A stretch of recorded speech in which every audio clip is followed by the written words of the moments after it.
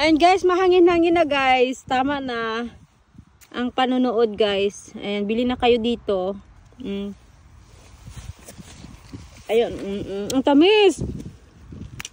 Dito na area Jing, matamis. Halos lahat naman ng area matamis, no?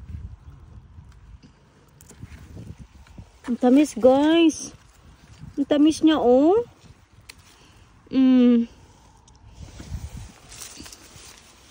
Ayan. Yung iba guys, latoy na, oh. Sira na lang siya. Hindi na siya maka-harvest. Dito tayo sa kabila. Ayan. Ayan yung mga strawberries nila guys. Sobrang dami.